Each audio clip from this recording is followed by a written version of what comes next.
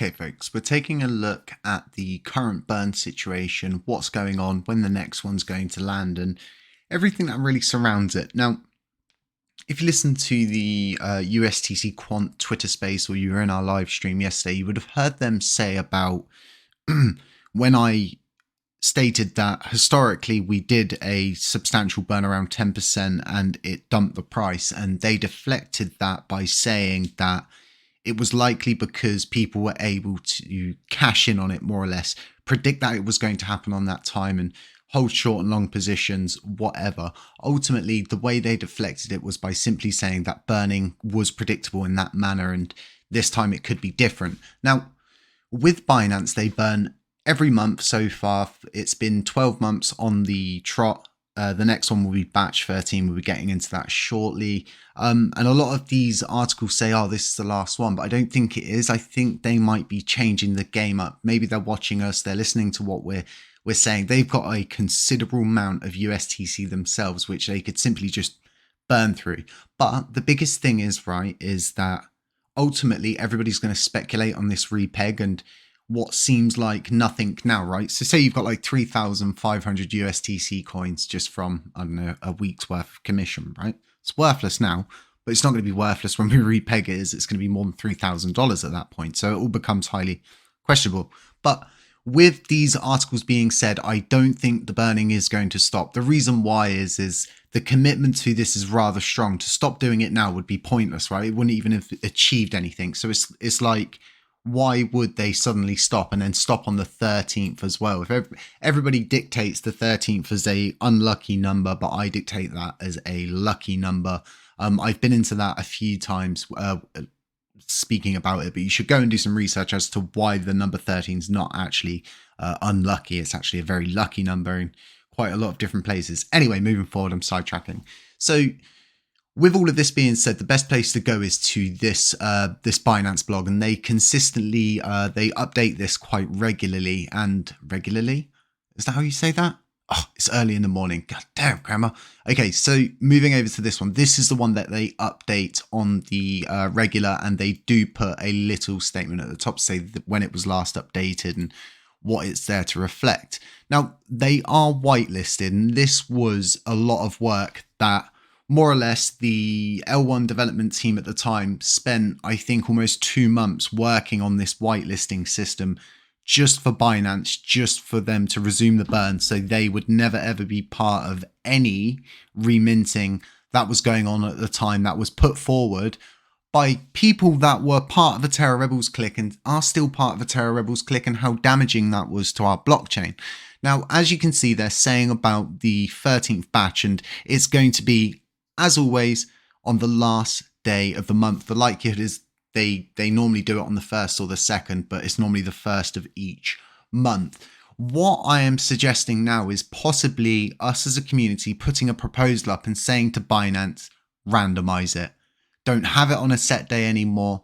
Let's get a month in advance, right? So let's not burn for a month. Let's get a month in advance built up, and then that way there can always be a randomized drop on a certain time, day, whenever. But I think it's very, very irresponsible for us to, as a blockchain that is decentralized and depend on proposals being put up to more or less state what we would like. I think it's high time we said to Binance, maybe chopping and changing it up, maybe doing 50-50 USTC and LUNC. And then at the same time, randomizing those burn days. It's not hard to do that. You can even automate these things through a smart contract.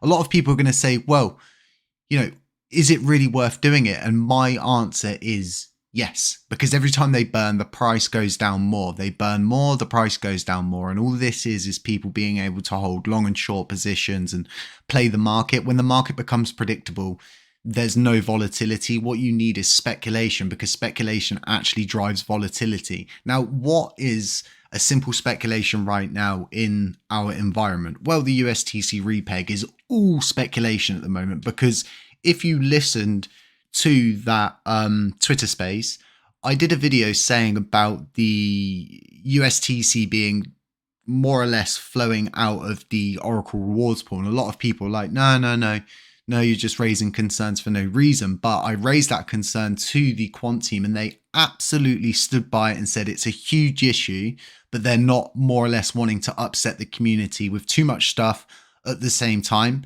I think we're way past trying to cushion a community that's already been beaten, thrown down in the gutters, robbed and begged, borrowed and stealed everything. And, I think we're mature enough to handle the truth. And I think it's better for the quant team to accept the obvious, the community to accept the obvious, that if we're going to do a repeg, you cannot be paying out all of this commission in USTC. It's just not going to work. You're filling a bucket with holes in it.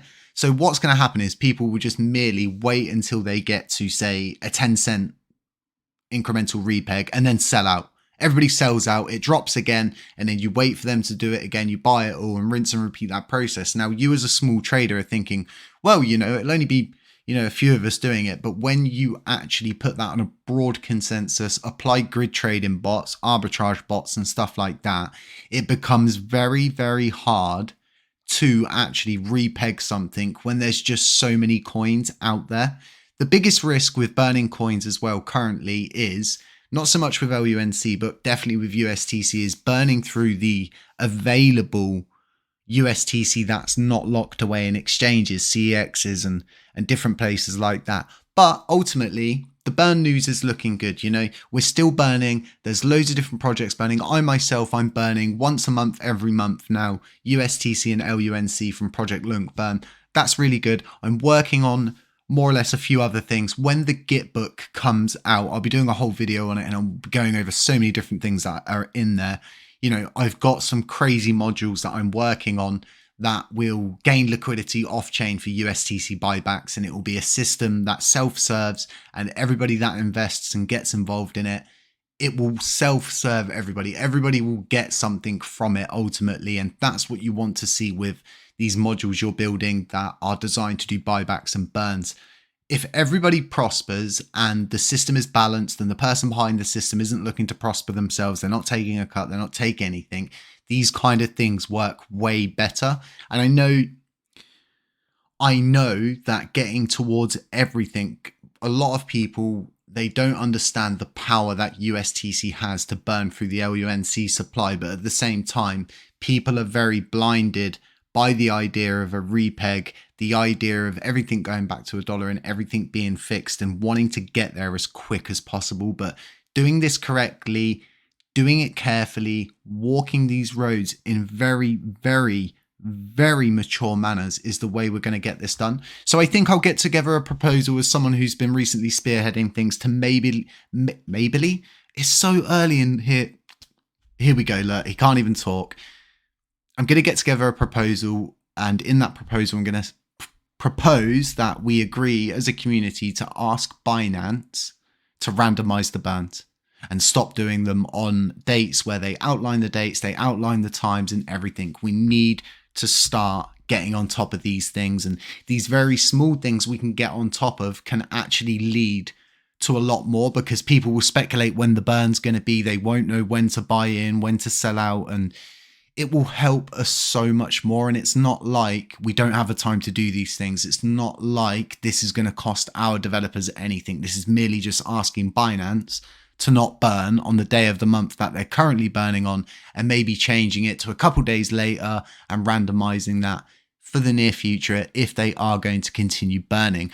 I don't see why they would stop burning. Like I was saying, I think it's a very important part of their plan they've got going on. I know a lot of people are in disbelief that Binance has got a plan, but I honestly believe Binance has some weird kind of plan. And my theory now is at some point they're going to make a big move. They're going to do something similar to maybe what Vitalik did for SHIB by burning 400 trillion tokens. They could do something crazy like that. It wouldn't be insane to think that. Crazier things have happened in crypto. Okay, I've seen crazier things happen with my own eyes. So I wouldn't put something like that way on the conspiracy list high up. In fact, it's becoming more and more obvious as we walk this path. They continue to burn, they continue to support that there's something more underlying there. And this is kind of the argument that pushes back on just choosing to burn retail coins that are not in use anymore, because someone like Binance is probably holding on to a lot of pre-crash coins. We just don't have the ability to take a wallet, right, for instance, like this, and simply go, this is a user. Okay, now take this one. Okay, this one is retail. You've got no way to confirm that officially. You're just going by services like LUNC that will tell you the name of a wallet on the top burners. You're not going to have that ability with the other 99.9% of the wallets out there that are simply unnamed. You would be cherry picking at that point. It's a very dangerous game. It's a very slippery slope. Like I was saying, if you haven't listened to that Twitter space, I would recommend going back and listen to it. Have a look from my side, because there was a lot of weird stuff going on. My microphone kept getting muted, which was really strange. I hope to get invited to spaces like that in the future. The sad part is I'm not getting invited to those. I don't get notified of those. Even someone like other influencers in the space don't even get notified of those, which is very interesting. I believe if you're going to hold a space like that, I don't like to do Twitter spaces because they more or less end up with like arguments if you've got the wrong person behind the wheel, so to speak. I prefer more collected like podcasts where you get an honest sort of answer from someone and they can't just bounce questions around and give very long-winded answers that more or less don't answer the question. But hopefully with everything that's going on, we can get a podcast with all 5 of them. I think that would be great. But the burning's looking really good. I'm very happy to see that on this. If you take a deeper dive, you take a look, it's not the last one. Batch 13 is planned, and I have no doubt that once they announce batch 13 and that's all been outlined and done, they'll move on to batch 14. But hopefully we can put this proposal up, right? And we can make change ourselves. They've done so much for us, like us also doing so much for them, whitelisting their wallets. I think it's honestly the least that they could do is support our strategies. They have before.